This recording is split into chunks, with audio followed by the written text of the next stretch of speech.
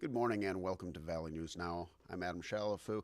In just a few minutes, North Dakota basketball, women's and men's, along with North Dakota hockey, will be taking the podium to address the media in their weekly winter sports press conference.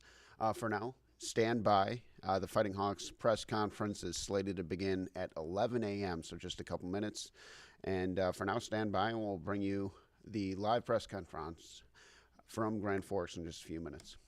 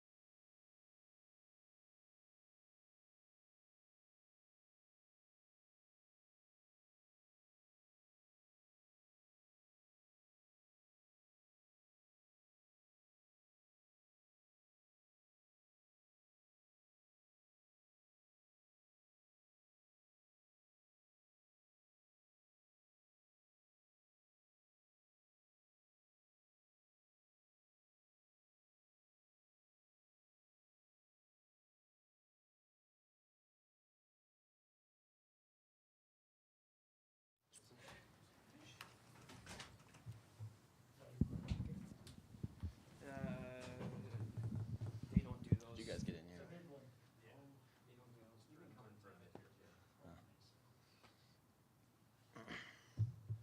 Ready to rock and roll? All right. Question for Dylan James. Dylan, thoughts on going to Duluth this week and what you guys need to do to have success out there? Yeah. Just got to play our game. I'm sure you heard that a lot, but I think we got to find out how to play 60 minutes. I think we've been struggling with that a little bit, and if we can do that, play good defensively, be smart with the puck in the neutral zone, I think we'll find success.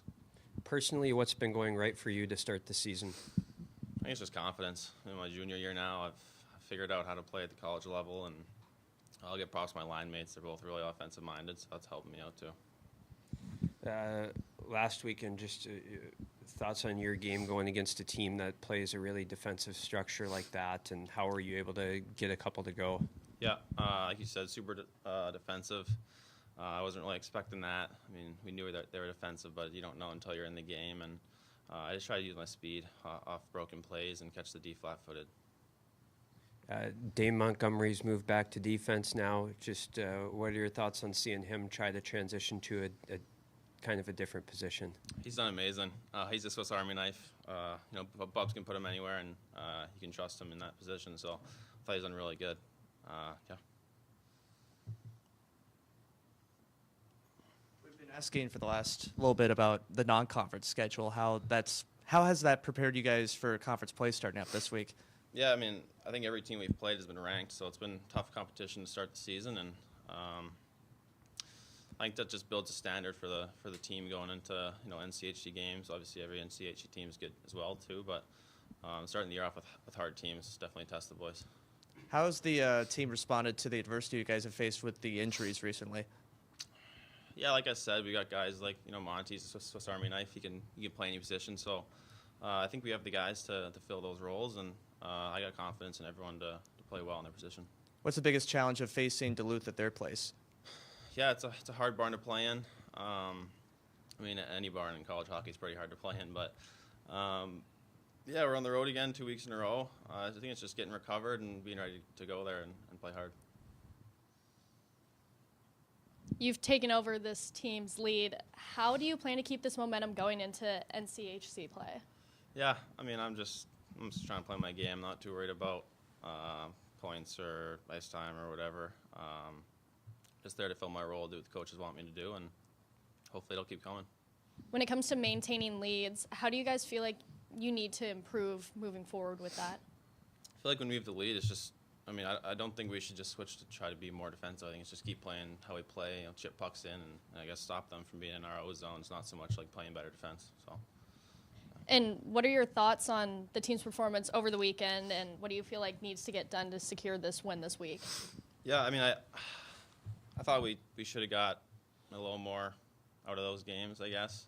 I thought Hobie came in and played amazing and helped the boys out on Friday night. But I mean, going into this weekend, we should carry the momentum we've gained from these non-conference or the ranked teams here. And I mean, like I said, it was super tough. So I think Duluth's the first non-ranked team we're going to be playing here, but that doesn't change our mindset. Is there a little bit of more comfort in your preparation, just in the sense of this is a team you've faced before and you'll face 4 times this year? Yeah, I mean, a lot of us have been to Duluth before. It's not a new place for a lot of us, so we kind of have our routines. We know what to expect. We know how the rink is to play in.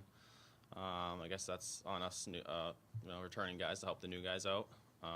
But yeah, I have confidence in going there. You're the team, obviously, the people are chasing now in the NCHC again. People are always chasing North Dakota, but what are your thoughts on that? Yeah, I mean, I feel like everyone brings their best game when they play us. Like I said, I don't think we change anything. It's just play our way and try not to get distracted and those types of things. All right, thanks, Don. Thanks. Questions?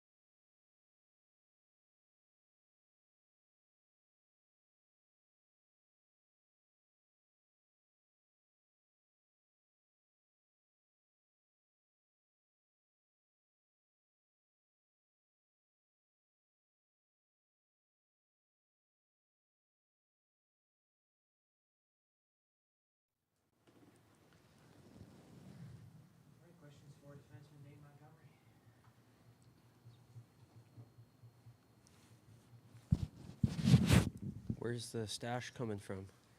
November. It's already. Yep. I suppose it's impressive start, huh? They had a little head start.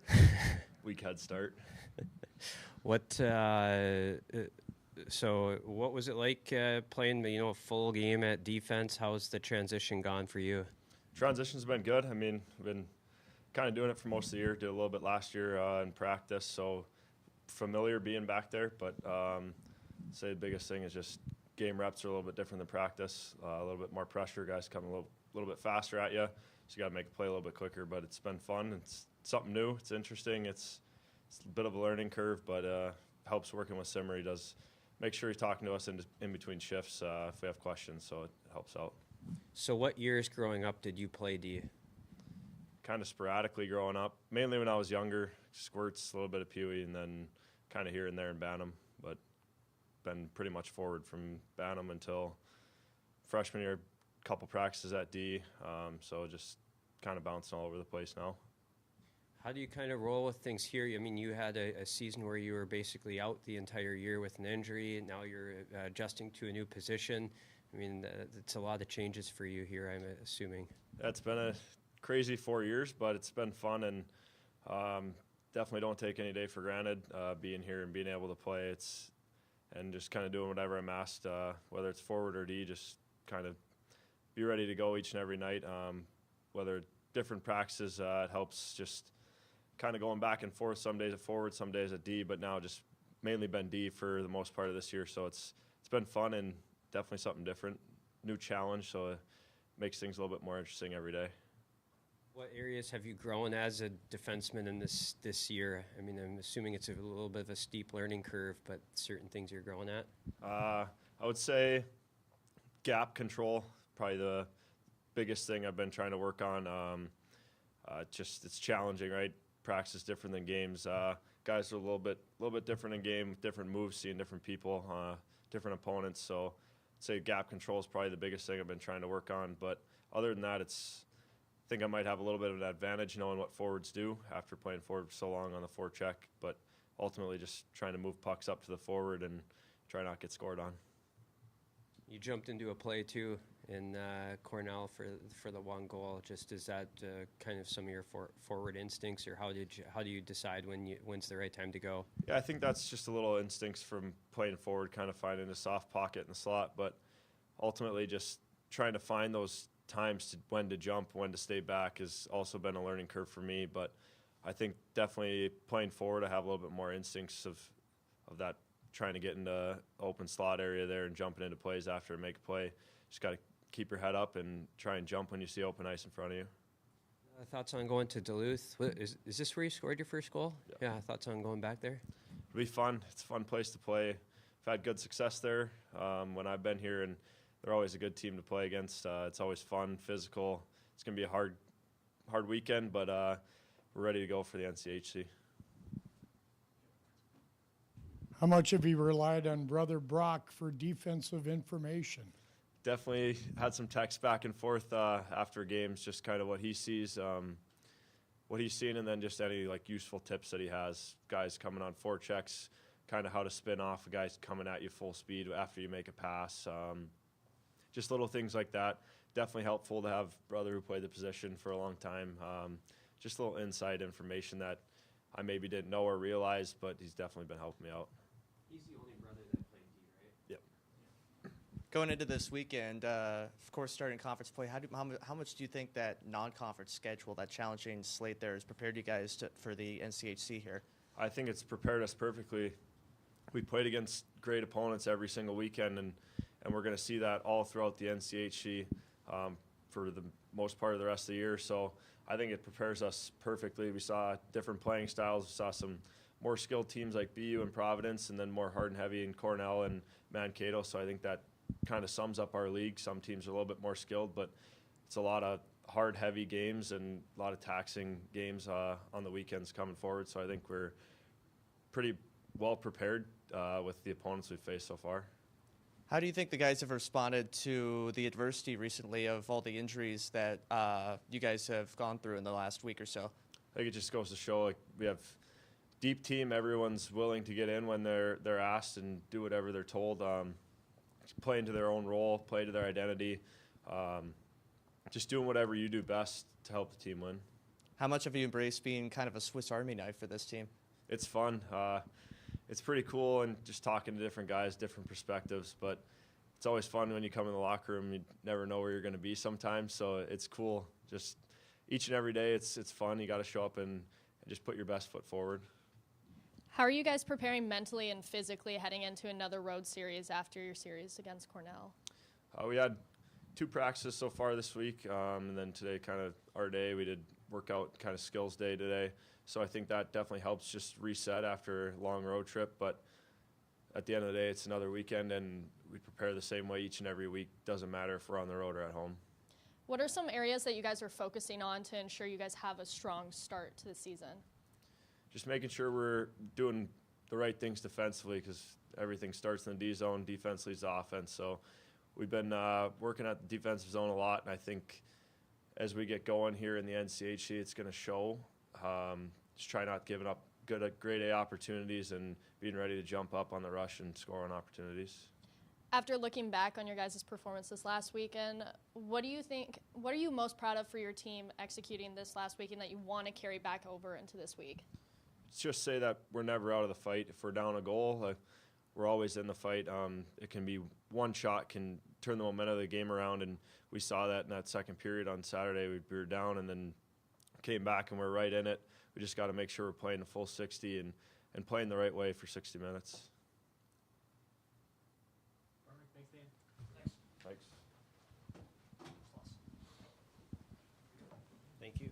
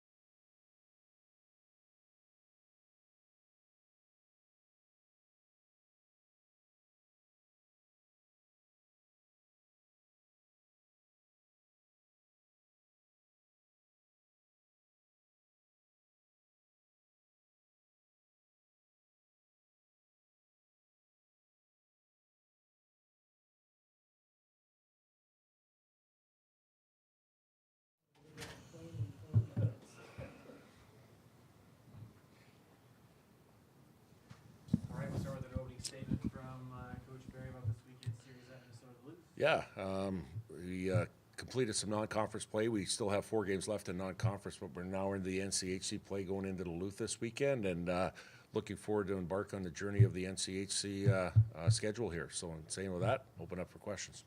All right, we'll go through the list here. Cameron Berg, is any chance he plays this weekend? He'll play. How does that change the team a little bit to have a center like him back in the lineup? Yeah, well, a couple things, right? At the end of the day, experienced guy at center ice position, a guy that can bring offense, whether it's 5-on-5 or power play, and then finally, probably most importantly, is leadership. When you're down some guys out of the lineup, having a guy that has really good leadership qualities back in your group that's wearing a letter. The power play last weekend, I'm not sure what the final numbers were, but wasn't rolling as well as it was early in the season. Does that change things a little bit to have him on that flank again? Yeah, I think it does. I think it does. It gives you another option there as far as an offensive threat, right? And, I think a lot of things go into it, too. We're 7 games into the season right now, and I think, teams pre-scout and see what you do good and see what you do not so good. And at the end of the day, we got to keep adapting and working to keep having success on the power play. It's a big thing for not only us, but teams. Especially teams are a huge thing. You saw what happened on Saturday night against BU, where specialty teams were the difference, and it's got to be a big part of our group or our focus going forward here. Cody Kroll, it's Out. out. And then you guys have 3 defensemen who have been out, Strathmans, Molek, and Komzak. All out. Dane Monty at D, that means. Yeah. What have you seen from him at coming in and jumping into a different position? A guy that has a lot of enthusiasm, that's team first, that's willing to do anything. And you know what? Like, he went into Cornell. I thought he did a really good job, of getting the minutes and playing a heavy, hard series. And, when we went down 2-0 in that game on Saturday, he made a great play, a great breakout play, a great play through the neutral zone to get a shot on net, and Dylan James put in the rebound. Like, he's not afraid to play. And at the end of the day, having guys like that, probably haven't had a lot of experience in that position of just going out and playing and playing with a lot of heart. How has he handled it, his time here? He's had that whole year where he was off. He's switching positions. Definitely different experiences for him. How has he handled all the changes? Well, it's funny you mentioned that. I think he's leaning on some people, as far as coaches, not only coaches, but the players on the ice. His brother Brock, Tim Hennessy mentioned to me yesterday that, his brother Brock played defense and, asking him questions and different things. That's what you like about players like that have a growth mindset. They're not afraid to lean on people or ask people to help them out, and that's what we're here for, helping each other out to try to get better, and he emulates that 100%. What areas have you seen him progress playing defense? I mean, over the season, he's practiced there a little bit, and now he's playing more there. Yeah, well, first of all, I showed some video yesterday to our guys here on our 5-on-5 play a little bit, and you know what, like, just having smart players that kind of have pre-puck awareness and know what's going on. Like, whenever we do a D-zone breakout, he's back there. He works to get back to an area to be an outlet. In the neutral zone, too, when there's a flip-out play, like there's a situation, he used his hand, put it down, got it on his stick, and moved the puck north. Like, just having simple focus of the sharp details of what you need to have success. And, he hasn't played that position a whole lot. And at the end of the day, he's only going to get better and better. What sort of things do you need to do at Minnesota Duluth to have success this weekend? Yeah, I think the start of games. We always talk about being on the road and having a quick start or a faster start. Scoring the first goal is always important, but nonetheless, of gaining momentum in the first period of doing that, I think a discipline is a huge deal. We went on the road and we took some penalties in the first period, on both nights there. And at the end of the day, of giving your team a chance to have success and build momentum and trying to get that first goal and play from ahead instead of behind. How have the guys responded to this adversity here recently of all the injuries happening? Yeah, you know what? Again, staying together. Number one is staying together as a group here.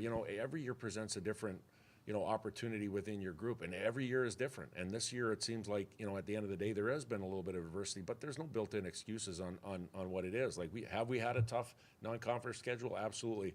Have we got the results we wanted through that? Some nights we have, some nights we haven't. And again, I think just knowing where we're at as a group here, with what we have and what we don't have, and playing to your strengths of your game and believing in each other and staying together. knowing that it's still early in the season here, and now we're getting into conference play here, and just keep building trust and within our group here, and playing the right way. We've talked before about the defensive group, especially being as young as they are. What do you think of their play, especially recently, with the guys stepping in and out? Yeah, you know what? I think there's been good, and there's some times where it's kind of been just a little bit average, and that comes, through a lot of different things. Maybe being young, maybe some guys getting a ton of minutes and different things like that.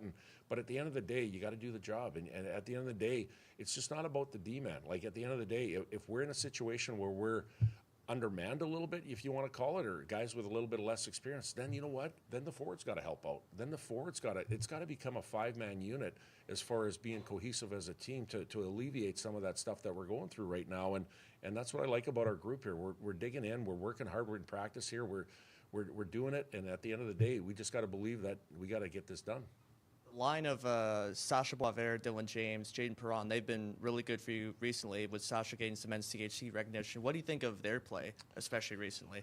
Yeah, I think they all bring a little bit something different to the table. Like Dylan's a guy that can get on a forecheck and he can skate extremely fast and pressure D to turn pucks over, and he has good ability too as far as offensively. Sasha Boisvert is just a kind of a good two-way player, and he can make plays and score goals. And Jaden Perron is kind of more of the skill guy in that line that, they complement each other a little bit. But to me, I think, they're building a little bit of chemistry here together. And I think the biggest thing is not getting complacent, whether it's that line or whether our group here if you do have a little bit of success, you got to be hungry and eager to try to get more. And I think that's the thing that we want to try to, not only put in that line, but our group here is to try to, get into an area where we want to get hungry and get after it even more so. What adjustments do you think need to be made to maintain leads? Yeah, well, I think just what he talked about, as far as the discipline side of it, right? About not giving teams, if you give up you take a penalty and give them a power play, you can't go 2 or 3 penalties in a row to keep giving them momentum. Penalty kill, special teams have to be good. I think right now our power play, we were clicking earlier on here, and going into Cornell, we didn't score a power play goal. I think it's a situation where, if we can get on the board offensively, a 5-on-5 goal or a power play goal, that'll help as well. But I think just kind of momentum is a big part of the game, and there's all different ways to get it and all different ways to give the team the other momentum, and we got to make sure that we hold that most of the game or majority of the game. So talk to me about the new additions to your goalie roster with Alex E. Houston. Yeah, so I think there's when Alex sent out the press release on Monday about adding to our group, I think there's always a lot of questions as far as, well, what does that look like, or why are you doing it? And for us, and I know around the country there's a couple of programs that had some significant injuries to their goalie group here that they're going to have to deal with it as well. But for us, the biggest thing is we know TJ right now, and we know Hobie are going to get the workmanlike share of the reps in the games here. At the end of the day, you have to have 3 goaltenders. Caleb Johnson's been an outstanding goaltender for us here, of pushing our group here and making us better each and every day and being a leader. But it looks like he's got a long-term injury here now that's going to put him out for a significant amount of time. You got to protect your group. You got to make sure that you have a situation where not only in games that you have another guy if he needs to be available, but in practices for sure. When you get a lot of reps as a goaltender, in a lot of practice and a lot of reps, you need to have a third guy in there to give the other guys a little bit of a breath here. And we went on campus here to find a goaltender that's played high school hockey in Chaska. Outstanding young man, a guy that's in aviation engineering, and a guy that has similar mentality of our group here about working hard every single day. So we brought him in here, and he's a part of our group going forward. How's the team kind of responded to having this new addition? Yeah, no, with open arms. Like at the end of the day, explained to our team, got ahead of it before he came in here and explained to our team, this is why we did it. This is who it is. And believe you me, going through a process of seeing who that person is, character-wise and what he's done and bringing him in here. And they understand, and they, anything that helps your team to try to get better each and every day and win games is a big thing, and he's going to be a part of it here. This weekend's going to be your first team that you're going to face that's not ranked. How important is it for you guys to take these wins and maybe even sweep the series? Yeah, I don't think you can look at it as unranked. At the end of the day, have we played some really good teams that are ranked? Yeah, absolutely. Is Duluth a really good team? Yeah, 100%. They're in the NCHC. Anybody in the NCHC is a good, very good team, and we got to know that it's a blank slate right now starting forward here. Everybody's at zeros as far as conference play. This is an opportunity for us to get back to what we need to do to try to get going in the standings here in a 24-game schedule here. So the biggest thing for us is not really looking at a team that's unranked or ranked. It's about doing the things that you have to do to have success on a daily basis. Thanks, Coach. So thank you. We'll have men's basketball.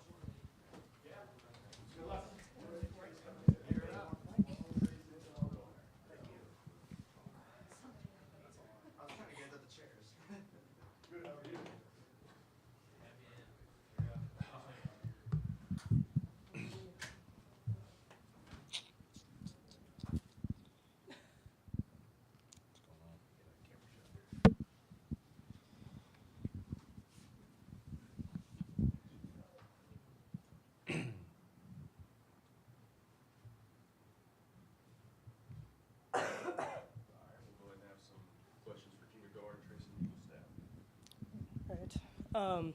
Thoughts after game one?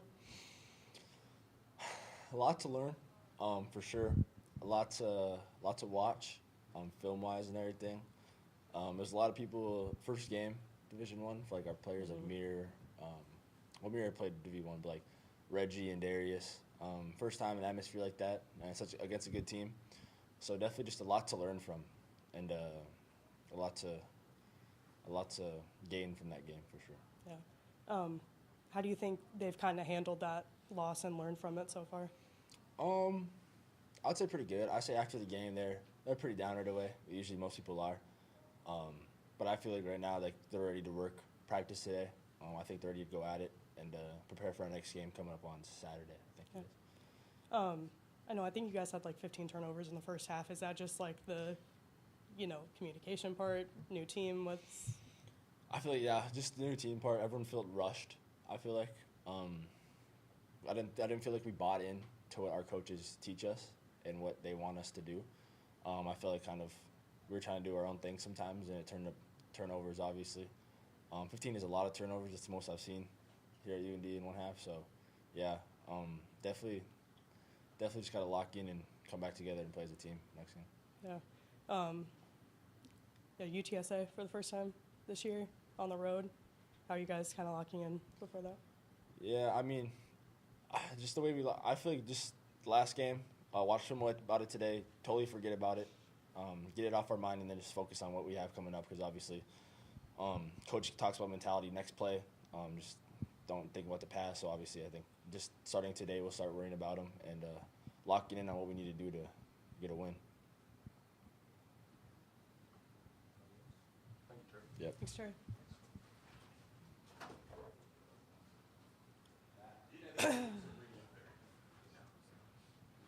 What's going on? Wow, look at those shoes. Is that nice? Oh, You should see those green ones. Hoofda. yeah. I know, I haven't seen Green the ones are yet. like, they take batteries.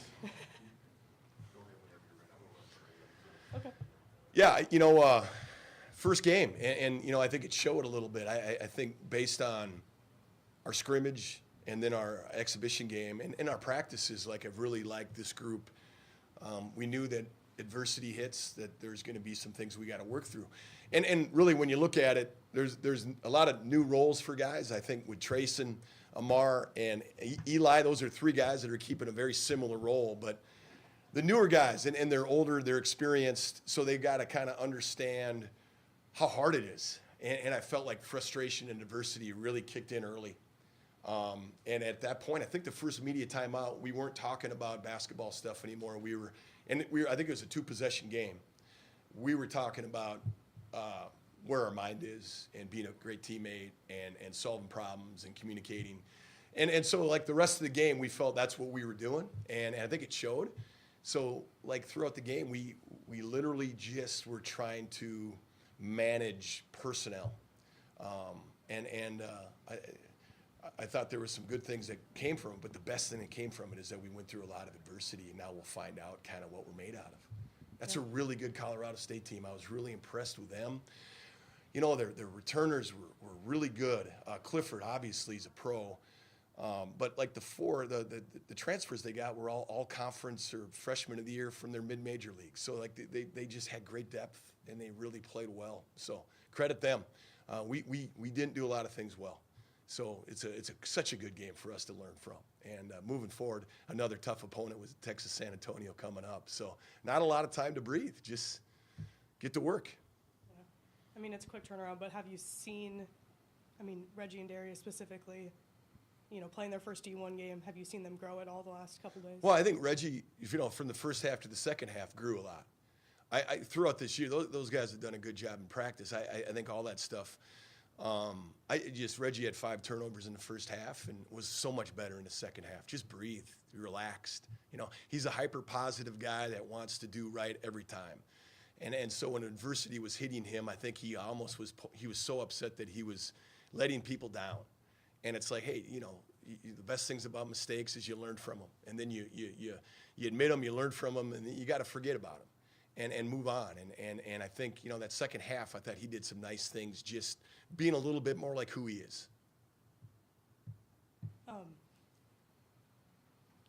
What do you want to see, obviously, playing UTSA from them, just growth-wise? A more connected, engaged group, a more connected group that can handle adversity better.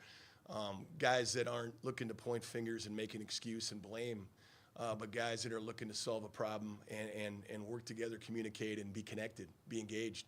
Talk, communicate, find ways to win. Don't look for excuses and reasons not to. So like that's what was going on in that game. I mean, it was unreal, and you know, good. I would rather have that than to play a non-Division I opponent the first game and have a different kind of everything feels great, and then you get this later. I mean, it's good to have this now. And a great opportunity to practice these next few days and figure some stuff out, and let's get better from it.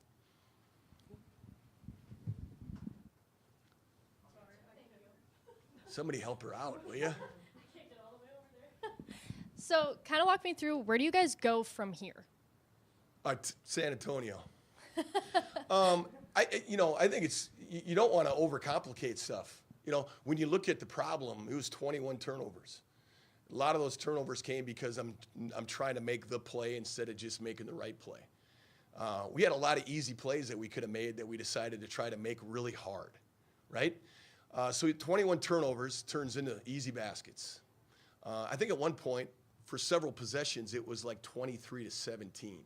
And we had a couple great looks we just didn't hit, but our spacing wasn't where it was supposed to be. So we missed a couple opportunities that were really good offensive possessions, and we had a couple possessions set up to be really good offensive possessions, but the guys didn't get where they were supposed to be, and we ended up turning it over or took a bad shot. And then when those 5 possessions kind of went by, we were in foul trouble. And I think they scored about 5 in a row after that. Right around that 7-6 minute mark is kind of when the wheels fell off. They were already kind of off, but then they absolutely fell off. Where do we go? Great question. I'm an optimistic guy. We got to hold guys accountable. We need to get better. They need to see it. They need to hear the truth, and then they got to handle the truth. I need to see it. I need to tell myself the truth. Like, there's just things we can be doing better in practice to get them more ready for that adversity. But I doesn't change how I feel about this group. I love this group, but we're going through it right now, and that's okay. That's a good thing. That's a good thing. That's how families get really, really tight, is when you go through stuff together. And that's what we're going through right now. So just keep getting better. How important is it for you guys to set a tone for this next game? Having a really good practice today is the most important thing. So you got to set a tone as far as who we are and what we're about.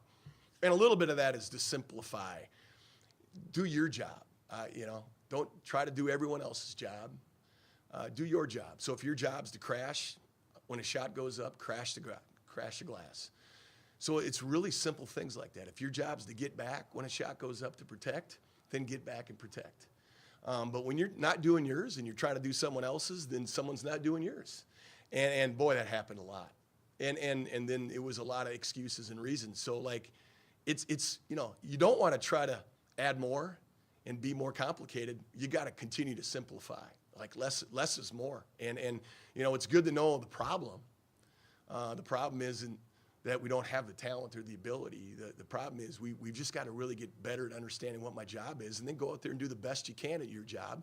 And when you screw up or someone else screws up, learn from it, move on. We good? All right, I get to go do that same speech right now in film.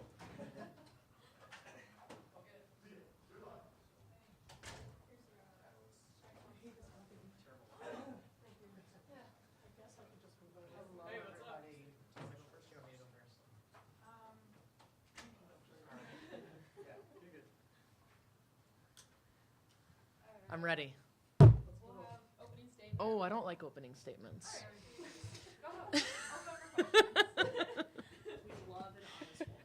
You all know this from last year.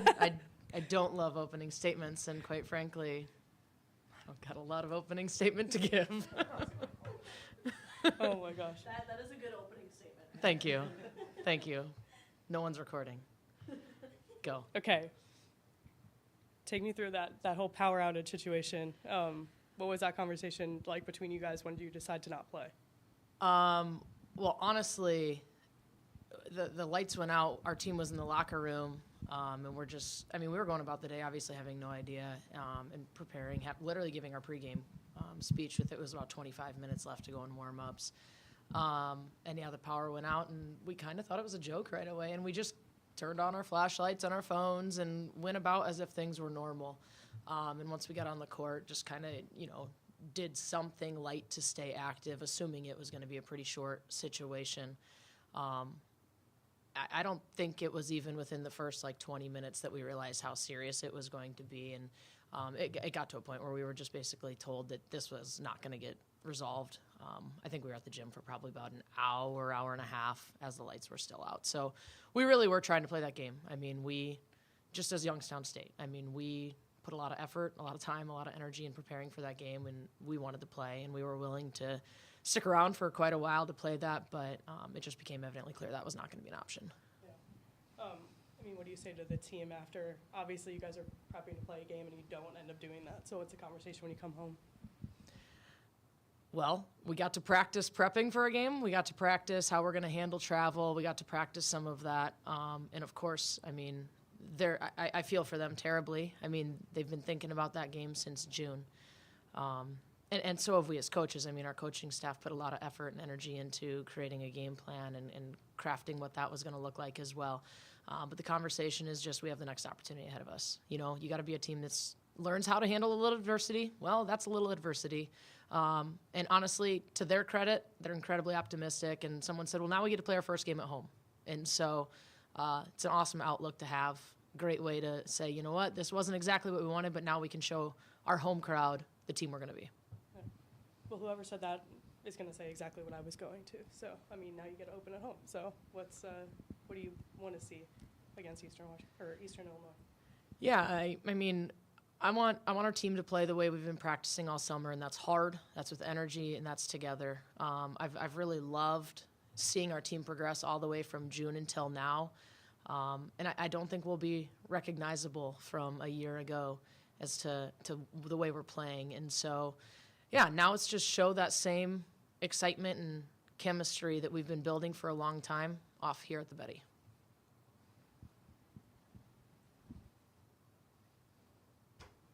Obviously, it's a little bit later to start for your guys' season. This kind of gives you more prep time, I guess, in a way. How are you guys kind of feeling about that heading into this week? It doesn't feel like it's more prep because we did do all the travel, if I'm being honest. So we did not turn our attention like that night, and yesterday was still an off day. So it doesn't feel like there's a whole lot more additional prep. In all honesty, it feels like we lost an opportunity to prep because we didn't get the game experience and things that maybe we wanted to see happen within live play.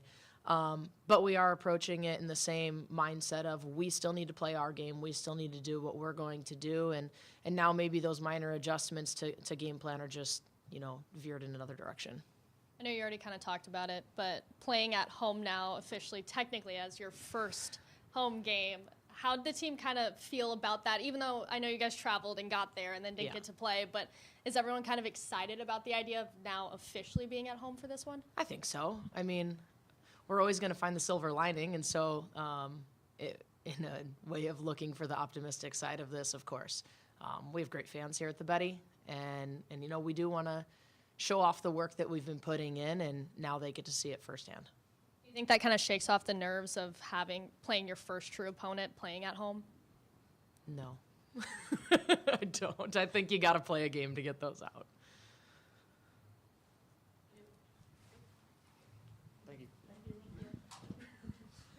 You want my house dance? That's my house dance. We missed you, Mel. I can give you some BS, but. All right, any questions for Walker? I mean, what was that experience like for you? Obviously, prepping and then not playing. Yeah, it's definitely not something that I've experienced before, and I actually hope that that will never happen again. But we spent a lot of time as a team together, so it was a good bonding experience. What do you kind of feel like? Did you say anything specific kind of as the leader on this team a little bit to everyone? Yeah, I was the person who actually said, like, at least we get to play our first game at home. This is probably, like, the first time that I wasn't going to do that, but now it's going to happen, so. Yeah. Well, and for you, obviously, it's only like 45 minutes from home. I'm assuming you're going to have a lot of family here. Oh, yeah, yep, they're super excited. Yeah. What are you looking forward to? Obviously, playing in the Betty again. Yeah, it's definitely the feeling of being able to play in front of my family again. And, you know, stepping on the court for the first time in a different jersey, so it'll actually feel like home this time.